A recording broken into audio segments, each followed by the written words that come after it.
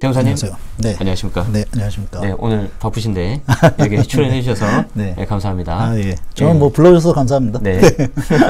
자, 제가 오늘 출연해 주신 김종석 세무사님을 잠깐 이렇게 소개를 드리도록 하겠습니다. 뭐 양력이 화려하십니다. 네. 경복대학교에서 겸임교수로 세무회계학과 좀 계셨었고요. 서울지방세무사의 조세제도 연구위원, 한국청년세무사협회 업무이사, 청년세무사위원, 그리고 서울특별시 민생경제혁신정책 자문위원, 중소벤처기업부 비즈니스지원단, 대한난청협회 감사, 그리고 아이파라고 이제 세무사 강의하는 곳이 있는데 저도 예전에 들었었거든요. 거기 강사, 그리고 AT 커뮤니케이션 강사님, 그리고 PADI 인스트럭터? 이건 뭡니까? 제가 처음 보는 건데요. 이거 뭐죠? 이거는 사실은 네네. 저희 업이랑은 상관이 없는데, 네네네. PADI가 이제 패디라 그래서, 네네. 그 스쿠버 다이빙 중에서 전 세계 가장 많은 포지션을 갖고 있는 단체예요. 전 세계적인 단체. 네네네. 그럼 스쿠버 다이빙도 하시는 건데 인스트럭터면 이게 가르치는 분은 예, 강사죠. 예. 사단법인 한국강소기업협회 전문위원, 그리고 현재 서울시립대에서 석사 재학 중이고, 제가 알기로는 서울시립대가 국내에서 그 조세법 관련해서는 굉장히 좀 예, 조세법에서는 탑이죠. 저서로는 공인중개사의 세금 피할 수 없으면 줄이자. 특히 공인중개사분들 참고하시면 좋을 것 같고, 맛있는 세금요리 비법, 대한민국 CEO를 위한 세무사무소 활용 설명서 이렇게 있습니다. 우선 이제 자금 출처 조사라는 게 무슨 조사인가에 대해서 간략하게 설명을 해드릴 거고, 그 다음에 자금 출처 조사가 사실 한 5년 전만 해도 거의 없었어요. 뭐 당연히 부동산 가격 상승 때문이라고도 해서 요즘에 많이 나오긴 하는데, 그게 한 2016년도, 17년도 넘어가면서부터 자금 출처 조사라는 게 많이 나오기 시작했거든요. 이게 왜 많이 나왔는지 빈번해진 이유에 대해서 한번 다룰 거고, 그러니까 우선 첫 번째가 이제 자금 출처 조사는 무슨 조사인가. 보통 저희가 조사하면 앞에 이름이 세목이 붙어 있거든요. 뭐 상속세 조사, 양도세 조사, 법인 통합조사. 통합조사라는 말은 말 그대로 그 법인이 갖고 있는 세금 다 보겠다, 이런 거예요. 무서운 거네요. 네, 그러니까 뭐 법인세도 보고 부가세도 보고 소득세도 보겠죠. 다 털리네. 개인 통합조사. 뭐 개인은 법인세가 없으니까 부가세하고 소득세 보겠다. 근데 자금 출처 조사는 뭐냐라고 하면은 간단하게 그냥 증여세 조사입니다.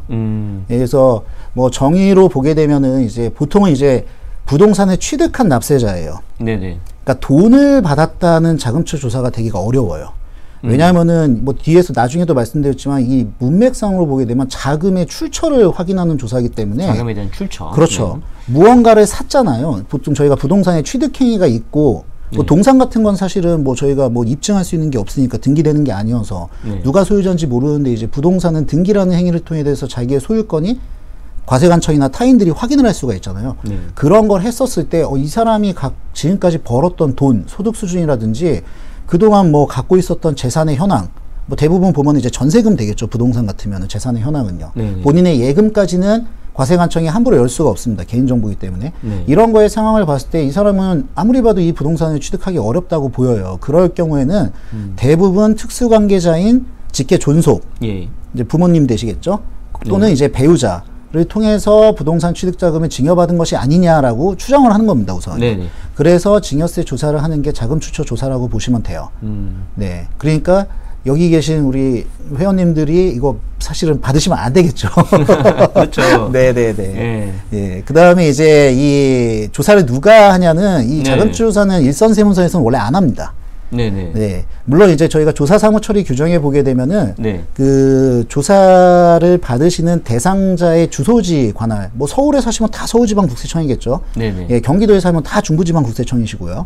어차피 우리나라는 국세청이 6개밖에 없잖아요. 뭐 서울, 중부, 경기지방국세청은 없습니다. 예.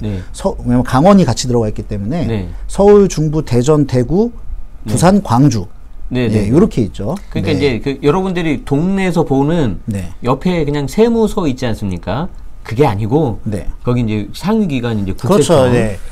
지방국세청은 민원행정이라는 업무를 안 봐요. 그러기 때문에 그냥 다 조사과라든지 뭐 분석가 위주로만 돼 있기 때문에 뭐 뭐 그냥 이건 제 개인적인 사견인데 저희가 지금 등록된 세무사분들이 한 12,000명 정도 아마 계실 거예요. 네네네네. 실제 본업을 하시고 계시는. 예. 그 중에서 지방국세청 조사를 담당하시는 분은 10에서 한 15% 내외도 안 되지 않을까 이런 생각이 좀 들긴 해요. 한 1,000명, 2,000명. 네, 대부분 이제 뭐 지방국세청 조사국 출신의 이제 공지차 출신의 세무사님들이 대부분 위주로 돼 있고, 뭐 이렇게 저처럼 시험 봐서 합격한 고시 출신 세무사님들은 뭐 대형 회계법인이라든지 대형 로펌이나 이런 데 소속된 분들이 아니면은 실질적으로 지방국세청에 들어갈 일이 별로 없어요. 여러분은 지금 그 세무사님 중에 상위 10%에 해당하시는 세무사님의 강의를 듣고 계십니다. 네. 그래서 지방국세청이 어디 있는지 모르시는 분도 많습니다. 생각보다. 근데 어찌됐건 지방국세청에서 조사를 담당하고 뭐 저희 사무처리 규정에 보면 되면 지방국세청이 일이 너무 많다 하면은 일선 세무서로 넘길 수는 있어요. 일이 너무 많아서. 그리고 매달 자기가 보고를 받는다 이런 식으로 표현이 되는데 뭐 실제적으로는 그러지 않습니다. 그리고 보통 지방국세청에 이제 국이 4개가 있어요. 1, 2, 3, 4가. 1 같으면은 이제 저희 흔히 얘기하는 이제 중견기업 이상. 보통 이제 뭐 상장회사 되겠죠. 코스닥, 코스피 또는 이제 뭐 비상장이어도 뭐 매출 규모가 상당히 큰데 이런데 이제 정기세무조사 보통 담당하고 이 자금추조사는 거의 조사 3국에서 담당을 해요. 그래서 3국에서 담당을 하고 조사 기간은 통상적으로 40일 정도 되십니다. 40일? 이거 너무 긴 거 아닙니까? 길긴 하는데 이유가 있는 게요. 이 사실 실제로 자금추조사가 시작한 날로부터 40일 날까지 가서 종결되는 케이스는 거의 없어요. 이유가 어떤 거냐면은 이 자금추조사는 이미 혐의점에 대한 포착이 있는 상태로 시작을 하기 때문에 그 담당 조사팀 입장에서는 뭐 속칭 이런 얘기를 해도 되게 모르겠지만 아유 뭐 네가 얼마나 소명할 수 있겠어. 너 증여받은 거 맞잖아. 이런 관점으로 사실은 시작을 해요. 그러다 보니까 진짜 빨리 끝내려고 하는 데들은 한 3주 지나면 이제 종결하시죠. 이런 얘기도 합니다. 왜냐면 다른 거 또 해야 되니까. 왜냐면 이게 제가 2월 달에 자금추처 조사 한 다음에 3월 달에도 한 78명인가 또 선정이 된 걸로 알고 있거든요. 그러면은 사실은 이 담당 조사관들 숫자가 한계가 있잖아요. 한 번에 막 몇 개를 담당해야 되는데 이 자금추처 조사 말 그대로 정말 개인 조사예요. 사업자 조사가 아니에요. 다 틀려요. 모든 케이스가 다 틀리고 그렇기 때문에 40일이라는 거는 사실 준비기간하고 종결기간까지 포함인 거고 실질적으로는 한 28일에서 32일 정도에 거의 다 끝납니다. 그리고 이제 금융을 확인하는 기간이 있다 보니까 좀 그거는 이제 과세관청이 이제 금융자료를 다 판단하는 거고 저희도 사실은 이게 과거께 나오는 거잖아요. 대부분 이제 뭐 많이들 걱정하시잖아요. 아, 내가 2년 전에 부동산 좀 이렇게 좀 지원받아서 샀는데 이거 뭐 증여세 나오는 거 아니에요? 통상적으로 2년 정도 지나면 잘 안 나옵니다. 이게 거의 뭐 한 5년 많게는 10년 정도 지나서 나오는 경우도 많아요. 그러니까 이게 되게 옛날 거예요. 사실 대부분 보면은. 그래가지고 저희도 준비하는데 시간이 사실 필요해요. 자료를 찾아야 되니까요.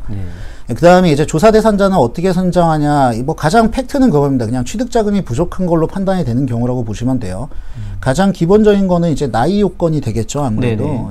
그 다음에 국세청에 얼마나 신고가 돼 있냐 이제 이런 거를 보는데 통상적으로 이제 남자 기준으로 봤었을 때는 30세라면은 이제 대학생 기준으로 했을 때는 졸업하고 이제 얼마 안 됐잖아요. 그러니까 일반적으로 사업을 한다고 하거나 근로를 한다고 했었을 때는 벌 수 있는 돈이 한계가 있어요, 사실은. 그렇기 때문에 과거에는 나이 기준으로 조사자 선정을 많이 했었어요. 뭐 예를 들어서 이런 거죠.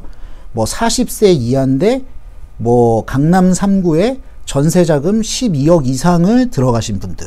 이런 게 이제 조사 기준 선정 요건. 물론 이거는 사실은 뭐 누가 이렇게 딱 정해놓은 거 아닌데 제가 지금까지 나왔던 패턴으로 봤었을 때는 그래요. 그 다음에 최근 들어서 한 2년 정도 사이에는 5년의 기간 동안 뭐 부동산을 3회 이상 취득하신 분들, 뭐 갭 투자가 아무래도 많아졌다 보니까 그런 게 있을 것 같고, 실제로 상담 사례 중에서 직업으로 봤었을 때는 상당히 고액의 연봉자이신 분도 자금추처 조사가 나왔었어요. 그러니까 그런 것 없이 그냥 어쨌든 내부적인 기준인데 그걸 넘어섰기 때문에 그렇죠.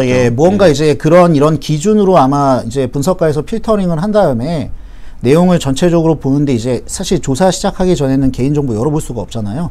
그러다 보니까 패턴을 본 거겠죠. 뭐 얼마짜리를 언제 취득했는데 그게 예를 들어서 1년에 뭐 2개 이상 취득했다. 그럼 아무리 갭 투자라고 해도 이제 기본적으로 들어갈 돈이 있고 이제 대출도 한계가 있다 보니까 그런 걸로 하기 때문에 이제 지금은 저희가 뭐 잘 아시겠지만 요즘에 뭐 다주택자에 대한 제약이 너무나 많다 보니까 이제 네, 막 맞아요.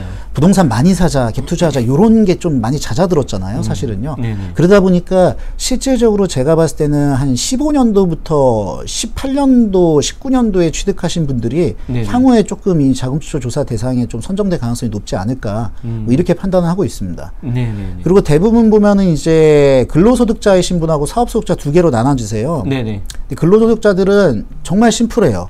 연말정산 딱 내역 보면은 네. 얼마 급여 받았고 자기 그 신용카드 세액 공제 받기 위해서 신용카드 사용액 집어넣잖아요. 네네네. 그러니까 진짜 순수하게 남은 금액이 얼마밖에 안 되는 거 딱 나와요. 예. 근데 사업소득자들은 사실은 조금 여지가 좀 있어요.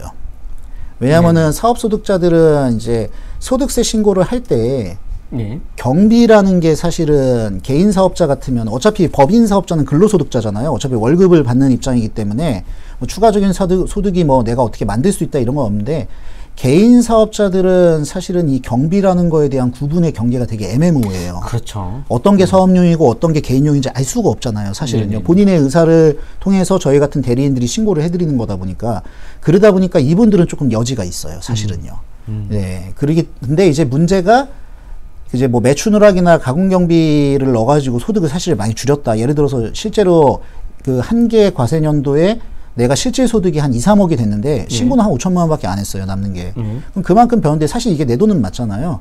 그랬을 때는 이제 자금추적 조사를 해서 증여세로 과세할 건지 아니면 부가세나 종합소득세로 과세할 건지 따지는데 뭐 우선 팁을 하나 드리면은 부가세 종합소득세로 과세되면 좋은 점이 있습니다. 아, 어떤 게 좋은 건가요? 제척 기간이 5년밖에 안 되잖아요. 아, 물론 이제 매출 누락 같으면은 저희가 고의성이 있기 때문에 늘어납니다. 이 기간이 늘어나는데 저희가 신고를 하셨기 때문에 기본은 5년이에요. 무신고는 7년이지만. 그런데 제가 아까 말씀드린 대로 이 자금추적 조사 되게 뒤에 나온다고 말씀드렸잖아요. 뭐 2년 정도 뒤에 나오는 게 아니고 뭐 한 5년, 8년 뒤에 나옵니다. 근데 사실 제가 뭐 이런 얘기하면 좀 그렇지만 이때 당시에 내가 부가세라든지 소득세를 누락한 부분이 있었다라고 하면은 그 부분으로 사실 대응하시는 분도 계세요. 그럼 이제 끝나버렸으니까. 그렇죠. 근데 이거는 사실은 법의 테두리 안에서 운이 좋았던 거죠. 사실 이건 뭐 불법적인 거라고 표현하기는 좀 어려울 것 같아요. 제척 기간이 경과한 거에 대해서는요. 그렇기 때문에 사업소득자분들이 조금 유한 경우도 있다. 뭐 예시적인 겁니다. 뭐 반드시 그렇다는 건 아니고. 그리고 이제 좀 중요한 게 밑에 이제 박스에 있는데 조사 대상자가 배우자 또는 직계 존속 비속으로 받는 경우는 거의 없어요. 사실은. 취득자금을 증여받은 형의가 있는 경우에는 그 상대방도 조사하는 경우 조사로 선정할 수는 있어요. 아. 근데 실제로는 선정 거의 안 합니다. 아, 실제로는? 네. 그래서 자금추적 조사는 어떻게 진행되냐? 저희가 보게 되면 사전 통지서 집으로 와요. 네, 우편이 하나 와요. 제일 싫죠. 국세청에서 우편 오는 거예요. 그래서 국세청에서 네. 뭐만 오면은 네. 그냥 뭐 납부 고지서인데도 무서워요. 이게. 그렇죠. 왜냐하면 이게 보면은 국세청 이렇게 비닐에서 이름만 있고 이거 뭐 뜯어봐야지 알 수가 있잖아요. 그러니까. 사실은요. 뜯어봤는데 별거 아니야. 페이지가 한 페이지밖에 없다. 그러면은 보통 고지서겠죠. 그렇죠. 근데 페이지가 3장, 4장 이상 있다.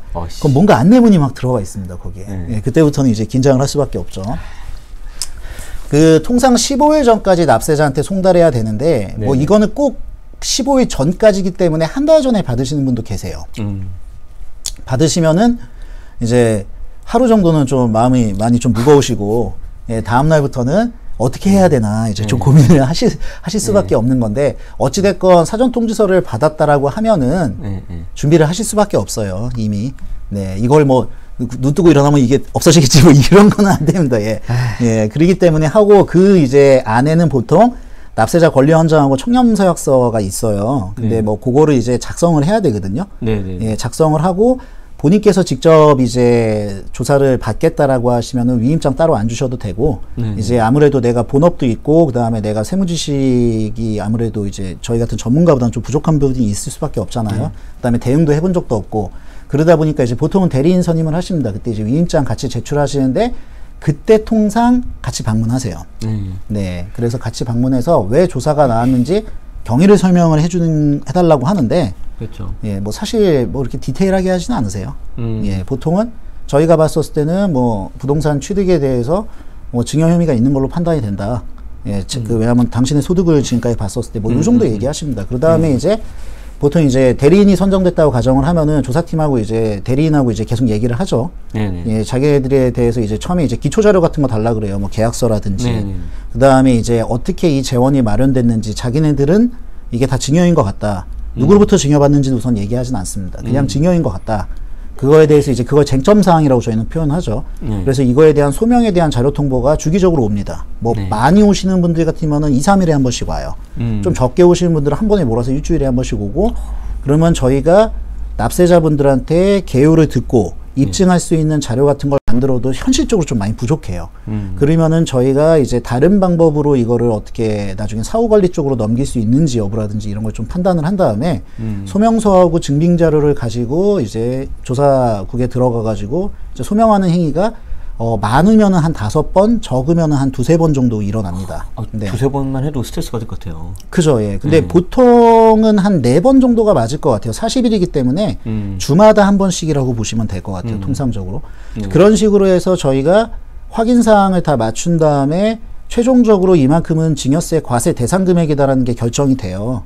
예, 그렇게 되면은 그때 이제 확인서라는 걸 작성을 하거든요. 네네. 세무조사를 이제 이렇게 해서 어떤 혐의로 인해서 얼마 정도의 금액이 나온다는 게 확인서인데, 이 확인서라는 거는 세무조사를 받은 거에 대해서 내가 이의가 없다라는 거를 인정하는 서류이기도 해요. 네, 그래서 합의하는 거죠, 그렇죠. 어떻게 보면. 그래서 그것 때문에 또 한 번 지방국세청을 가세요, 같이. 네, 그러니까 2번 가시는 거예요. 네. 그런 다음에 거기서 하면서 이제 내가 이거 인정하니까 한 달치의 납부지원 가산세라도 줄이기 위해서 좀 조기 결정 신청을 하겠다 해서 사인하시면은 그걸로 끝납니다. 그러면은 조사 종결 확인서는 그 확인서를 작성한 날로부터 약 한 일주일에서 2주일 정도 뒤에 세무조사가 언제부터 언제까지 어디서 뭘로 인해 받아서 얼마 이렇게 나왔다라고 해서 나오게 되고, 자금 출처 조사 받게 되면은 사실 세액 부분이 항상 걱정이시잖아요. 그렇죠. 예. 근데 그 저희가 이 조사로 인한 세액은 고지를 하는 거예요. 저희가 신고하는 게 아니에요. 그렇기 때문에 보통은 이제 징수유예 신청을 같이 해드립니다. 그래서 징수유예라는 거는 이제 좀 늦게 내겠다는 거죠. 이제 분납하겠다는 거죠. 더 이상 가산세 안 붙이고 통상 6개월 이제 추가적으로 3개월 더 해주는데 거기 이제 한 6개월의 기간 내로 해서 이제 6분의 1로 나눠서 납부지원 가산세 없이 좀 분납을 하겠다. 이런 식으로 해서 보통 진행되면서 조사는 끝난다고 보시면 될 것 같아요. 네, 그렇군요. 네. 자, 여러분 2시간 가까이 참석해 주셔서 감사하고요. 마지막으로 우리 2시간 동안 열강해 주신 김정석 세무사님께 박수하면서 오늘 마무리하도록 하겠습니다. 고맙습니다. 네, 감사합니다. 고맙습니다. 네, 감사합니다.